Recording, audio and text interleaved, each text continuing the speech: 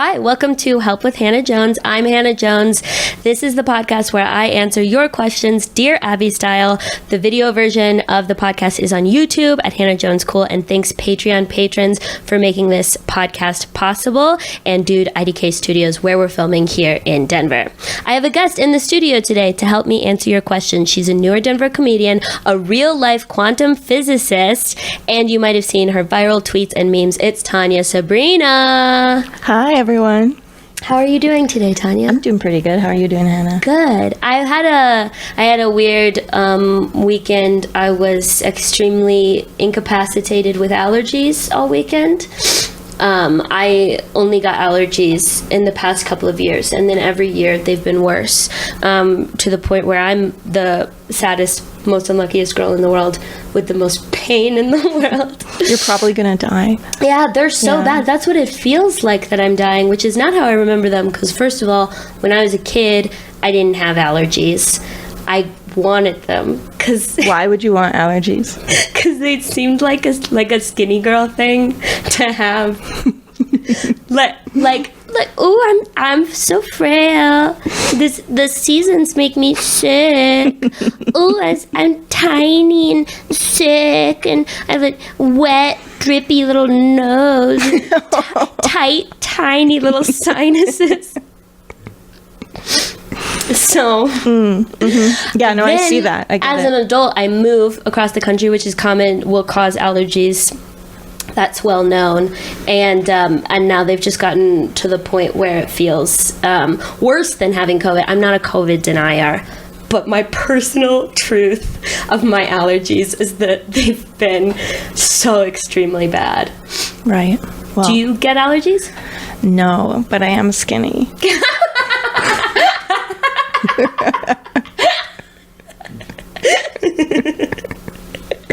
So, I don't know.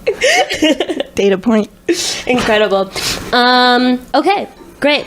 Before we get into the questions, one, this podcast is sponsored by the Patreon. Patrons have first priority to get their questions answered, and they also receive a bonus episode every month, and it's only $3, which is so little. That's like a couple tacos at Taco Bell, or one taco at like a gentrification taco warehouse. You also get exclusive access to long-form audio and video of my comedy sets, patreon.com/HannahJonesCool. 2, if you want to ask a question to get answered in a future episode, you can find the link to that form in the podcast description or in my link tree on any of my social media platforms at Hannah Jones Cool. I asked you guys to ask Tanya science questions because you're a real-life quantum physicist. That's right. You got your PhD. Yes. Quite recently. Yeah. Congratulations. Thank you. If you had to sum up your PhD process in one sentence, what would it be? Grinding into insanity, I think. Incredible. Also my favorite T-Pain song. Okay, so we have some science questions for you, because you're really good at explaining stuff to people like they're stupid. Yep.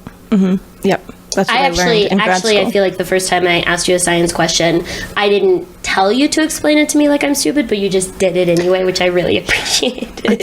Yeah. I learned a lot of arrogance. Read the situation well. Okay, first question comes from Lonely Gal 666. Are parallel universes real? And if so, are there ways to communicate with them? Ooh, well, this is an active debate in physics if parallel universes are real. But so far we don't have any way to communicate with them. And because information can only travel as fast as the speed of light, and if light always stays in one universe, like that's kind of what you might use to define a universe, then you could probably never communicate with them. So there's an active debate whether parallel universes are real. Which side do you sit on? Well, this is like gravity people who try to add like more dimensions. Gravity people? Yeah. Is this like a gang within the physics world? It's a gang, and they're really annoying. Can a gravity person and a quantum physicist ever fall in love? No, they can't. Okay, so sorry, which you do believe in them or you don't believe in them? I'm agnostic. Agnostic? Yes. That doesn't really feel like Like a scientist? Yeah. It doesn't feel like you're done. Shouldn't you leave and come back when you do have a position? Gravity is very complicated and nobody understands it as far as I can tell. Not even the gravity people? They might a little bit more than me, but I still don't really trust them. Oh my God, there's no answers here. Yeah. Okay, so pretty hard no, we can't communicate with them. Does anybody think that we can? Yeah, I think there's like wormhole theories. For sure. If we were to communicate with them, it would be through a wormhole? Yeah, you'd like travel through the wormhole into that universe or something. Slay. Yeah. Easy. Totally. We can send the billionaires first. If you knew for a fact that you could communicate with a parallel universe, what parallel universe would you want, and what would you want to say to them? What parallel universe? Yeah. The one where Bernie won. Liberal cringe tweets. And I would like to ask them how their socialized healthcare is going. They'd be like, we haven't gotten it yet. It's on a 10-year plan. Bernie's out of office again. Yeah, he won and then got He got 4 years and annihilated by the CIA within 4 days. We didn't implement anything. We didn't even get free Band-Aids out. No. They're more You'd be expensive so now, actually. disappointed. Yeah. They're not just $500. Yeah. I would want to communicate with the parallel universe where... Did you watch Everything Everywhere All at Once? Mm-hmm. And you know the one where they're rocks? Yeah.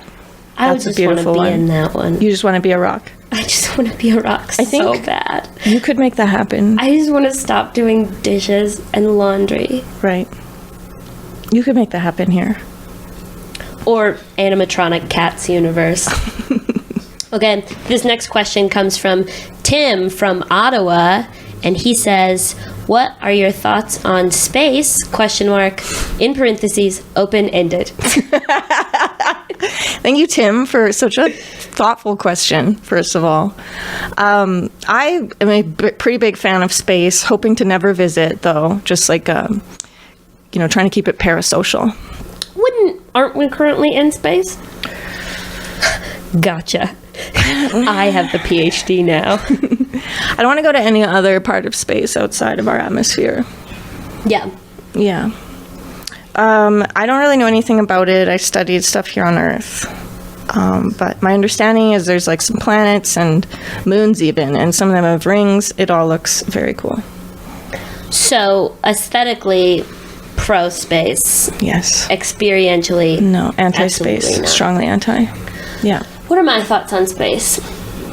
I would say that I would like to go to space if there was just like a girls only trip, which I don't foresee have. Girls trip to space. Girls trip to space. Imagine washing your period panties in space. Please, Venmo me. Yeah, well, that's an interesting thing that adjusting for like women's periods. I mean, this was such a like internet thing. Was like. The 400 tampons. A woman to space, and they give her 400 tampons for how long of a trip? Like a week or something. A week. Yeah, I don't. And then they said, would that be enough? How could they know? In your experience, have the male scientists that you've known been better or worse than that example of a male scientist? Oh, a loaded question. I haven't got a job yet. I wonder who will listen to this. Good point. You don't have to. You can plead the fifth. That means they're worse. Right. But I guess my thing would be like, it should be a girl's trip to space. There should be plans. There should be activities. There should be a purpose. I don't think that like just seeing a bunch of planets would really do it for me. Yeah. I think it should be like a cocktail tour, like mimosas at like Saturn. Yeah. And then like, an old fashioned at Mars, like kind of match the vibe of the planet. Absolutely. Cool. Yeah. If you had to go to space, what would be your destination? I guess the moon, or just like near Earth orbit and stay as close as I can. Okay. Yeah. Would any other scientists call you like perhaps a loser for holding that opinion? Yeah, I think probably a lot of scientists would call me a loser for a lot of reasons. Damn. This is a harsh community. Okay, we're burning through these. It's because I hate Star Wars mostly. This one, question number 3, comes from Confused in Kansas. Explain like I'm an astronomer. What's the deal with the various poles? Magnetic monopole, electron dipole. Why don't we know if they exist? Okay, the poles. God, that's a hard one. Like he's an astronomer, he said? He said, explain to me like I'm an astronomer. Okay. Based on the question, he seems like a hobbyist for sure. I mean, he knows the magnetic monopole, electron dipole. That's more than I do. Okay, well, you know, if you put a stick and you hold it in the middle and then you like push one end, it will rotate. Like if you have one of those silly hats. That act of like rotating about a center, and the pushing is torque, and that's just angular momentum, if that makes any sense. It's motion and circular kind of vibes, circle vibes. Okay, step 1 for this question, circle vibes. Go on. Okay, so a very important law of physics is that energy is conserved and angular momentum is conserved. So when something starts spinning, there's some energy in that circle vibe, literally, and that is conserved, and it'll always go somewhere. So if you stop it spinning, it goes into your hand. It turns out that particles have a property that's just like that, and we call it spin. Yeah, of course you call it. They actually have a property just like that, and we call it spin. First of all, I'm learning about angular momentum for the first time, and this makes so much of our world make sense because I was confused how ice skaters worked in general. Yes. Because I thought angular momentum was essentially just forward momentum with some sort of tether to a center. That tether either being gravity or me like holding on to something, and that's the only way that angular momentum happened. But now, knowing that the momentum itself is angular, it's like, yes, it opens up a whole world of ice skating, mostly. I'm realizing in this explanation I've actually strayed very far from the path of what I was about to describe. Yeah, electron poles. Okay, so if you have a magnet and you have a bunch of pencil shavings and you stick that magnet on a paper with a bunch of pencil shavings, the pencil shavings will arrange themselves on that piece of paper like this, kind of like a figure 8. Wow. And they'll be pointing out of one pole and into the other pole of the magnet. And this is just the force field, essentially, that the magnet creates in space-time. All magnets have this property. Yeah, but the fact that it goes out and comes in, that's a dipole. There's like there's 2 circle vibes in an 8. And a monopole would just go all out. And in space, this looks like 2 donuts, perhaps? Yeah, and our Earth has a magnetic core, and so we have a magnetic field coming out of the magnetic North Pole and into the magnetic South Pole. And compasses work by just lining what is essentially a fancy pencil shaving up with the magnetic field of the Earth. I'm learning so much. This is fantastic. Okay, couple questions. First of all, why? Why do the pencil shavings do that? Why do they form that shape? Second of all, maybe this one might need to go first. What's a magnet? What's a magnet? Or why does a magnet do what a magnet does? That goes back to the spin that I was getting off track with earlier. You know, it's spinning my brain. It's like every electron in the world has spin, which is like an angular momentum. And that axis that it spins around is how we describe like where it's pointing in space. And you can get all the electrons in a material all pointing one direction, and that will make a magnetic field because physics is magic. Okay, word.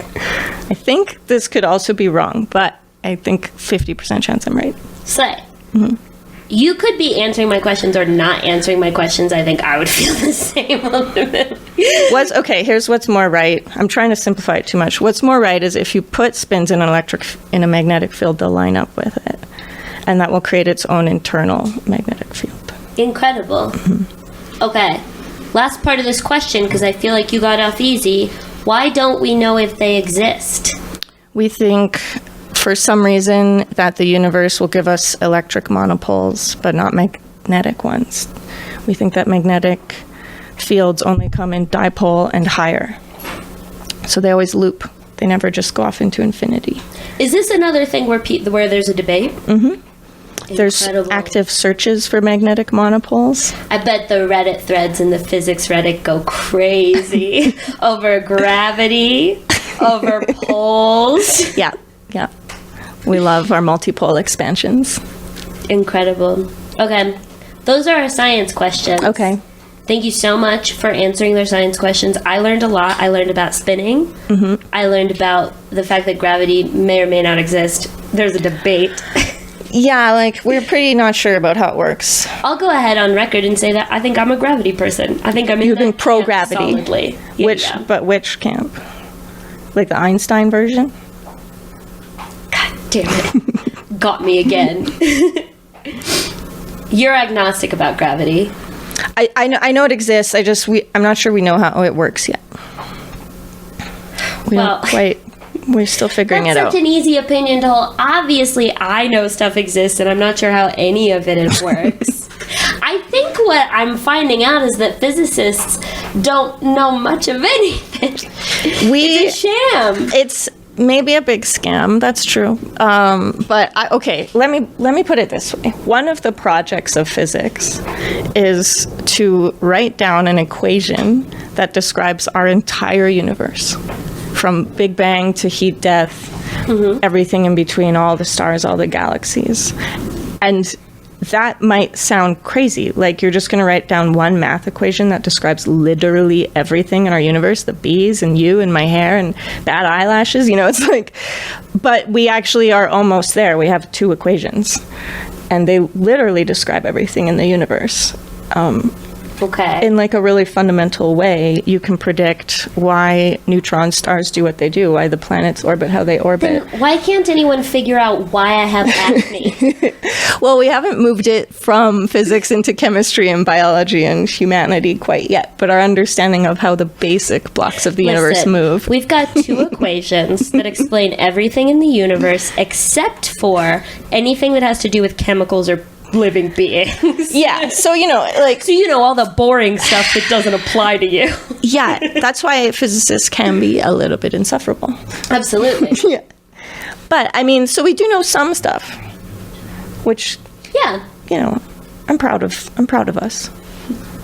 Okay, are you ready for a total 180 turn? Yes, okay. Very. A lot of the questions that I get are mostly relationship-based questions. I think probably great. because so much of my material online is about relationships, because that's what goes viral. Believe it or not, most of my followers, not science hobbyists. Okay? Yeah, big surprise there. Are you down to answer a relationship question? Yeah. A little more in-depth one. So that was a little rapid-fire round.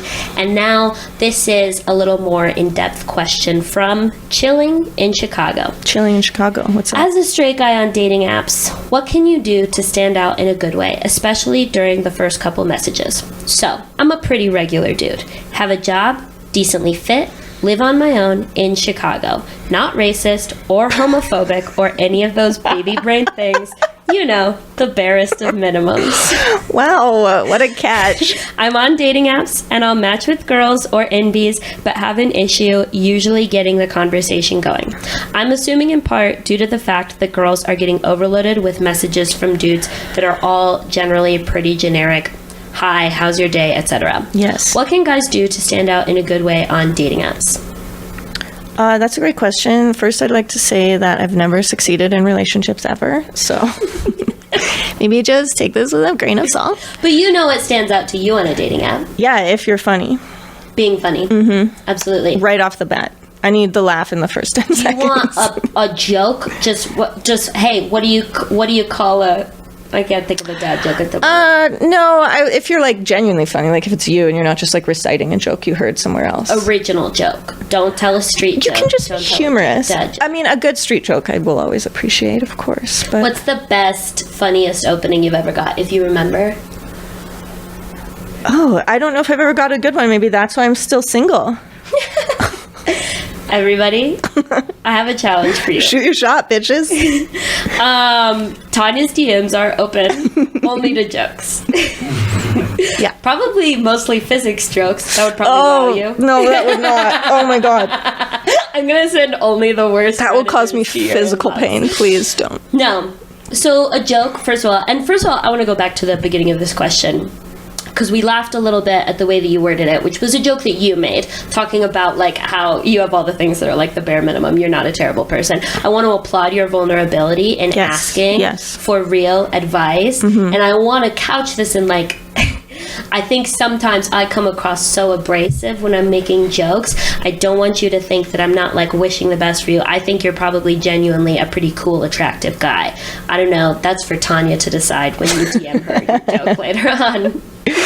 You can make it to Chicago. That's an easy. I love Chicago. I'm so happy to visit there. Great restaurants. So, you're a pretty regular dude. Starts off being something interesting that I've heard about dating apps is that the profiles that get the most matches are actually the profiles that are like a little bit specific, like alternative girls or like dudes with like a specific look or a specific hobby.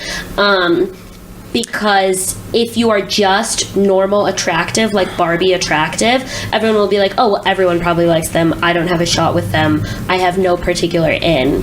So I think that if you're leaning into being a regular good dude on your dating app, I don't think anyone is thinking that's the dude for me. They're probably all just thinking that's a regular good dude. But no one's really looking for a regular good dude.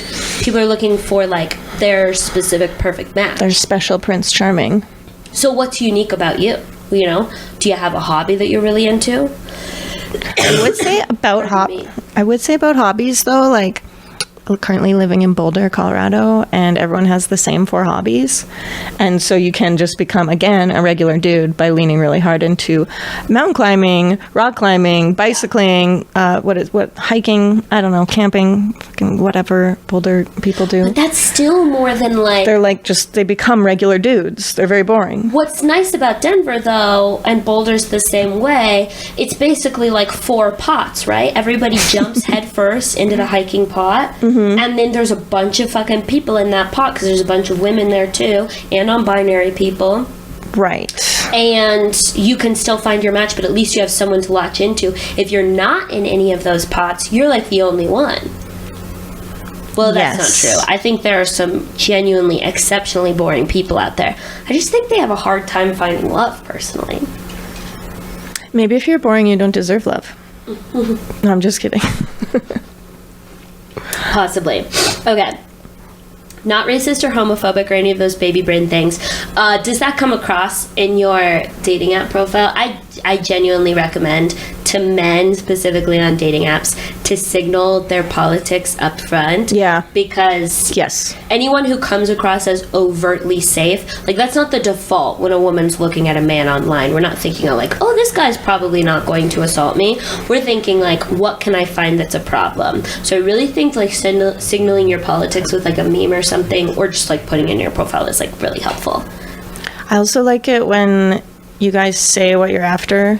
Like if you're just after hookups, or if you're after a long-term relationship, or if like what I prefer that kind of honesty because all of those things can be safe or unsafe, and it's nice to know where people are at. I have such a weird counter opinion because I know that that's the thing you're supposed to do these days, and my thing is that when I'm actively dating, I'm looking for all of the above, and I'm only looking for one thing from you specifically. I would never say like, oh, I'm only looking for something casual right now, because obviously if I meet the person of my dreams, I won't be just looking for something casual. I'll be like, oh, I'm a little bit surprised that this is going in this direction, but I'm not gonna meet the best person in the world and then be like, no, I would never seriously date you. Yeah, but you could say that you're looking for something casual and open to more. But then the thing is that it just comes back to that it's specific to the person. That's true. Every time on a first date, dudes would ask me, what are you looking for? And I would be like, Bro, from you? Maybe 20 minutes more. That's it. You know, like it's from you specifically, probably something casual. Yeah. But I don't really know yet. I don't know until the second date. I don't know. It just feels like it puts me on the spot that I'm either going to say that I'm looking for, because this is where I was always in the position where I was open to a relationship, but with each of the people that I was meeting, I was only open to something casual with them, specifically because I didn't like them that much. Yeah. And so it would be like, well, the truthful answer is I'm looking for a relationship. But if It's I not with say you. that, you're going to think that you have to set some sort of weird boundary with me so that I don't get attached. I mean, you could just be like, I am looking for a relationship, just not with you. That seems mean. That's mean, right? It's honest. I don't know. Okay. Like I said, I'm not successful. So you'll match with people. You'll usually have an issue getting the conversation going. For your first message, something funny and something specific. I think commenting on their profile is great. Yeah, like you actually scrolled past the first picture. If you are opening with a joke, I suggest making it not a joke that looks like you might have copy-pasted it. Also not a joke about her appearance, please. Like, You're getting jokes about your appearance? yeah. They, like, people will roast me, and it's like, What the fuck? I mean, I'm not on the apps anymore, but, like, it was just like, thanks for riffing, like, random fucking stranger who I don't know, who just, like, insulted my breast size. Like, what the fuck? That's like, don't do that. insane. Yes, it is. Yeah. I did one time. I had a dude ask me if another girl in one of my pictures was single, and I got so mad at him. I was like, hey, I don't know if you realize this, but this is like very rude of you to ask. Yeah. It's none of your business. What did he say? I'm not gonna like set you up with my friend. My friend has no reason to be interested in you. She would have her own dating profile. Yeah, and go find it or whatever. But he was like, oh no, I just thought, like, I don't know, it's not an insult to you. I just thought that your friend seems like we could have a real connection. It was like, it's not. Based purely on how she looks. He saw one picture of her smiling. He was like, I think I could have a real connection with that. Men love it when they smile. Men are obsessed with seeing the hottest girl in the world and being like, I think that we're just more compatible.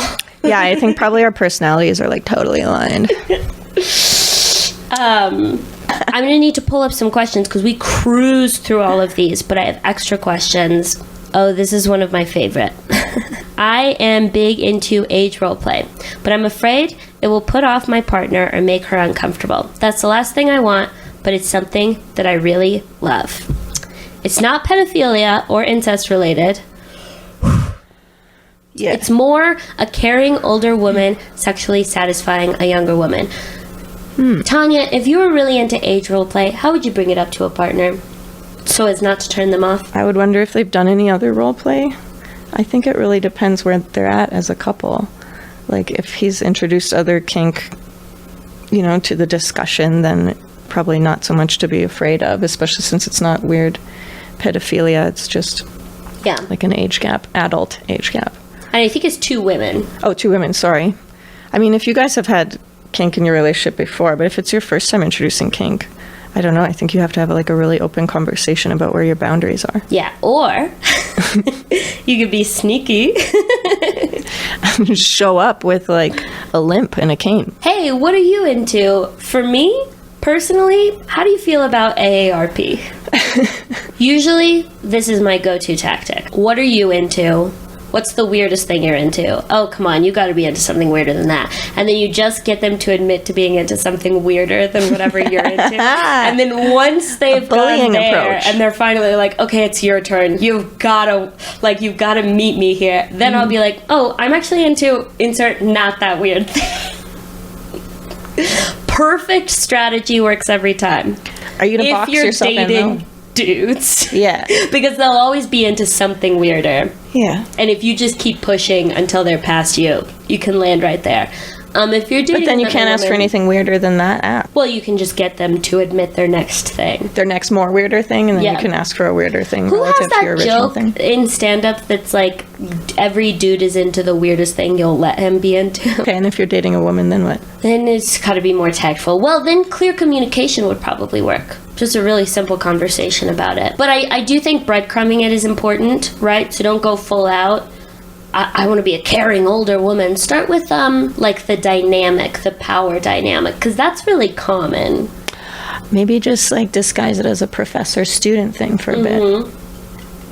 And then it's like a Santa Claus elf thing. In general, though, I think clear communication's a pretty smart way to go about things. But it's not as fun.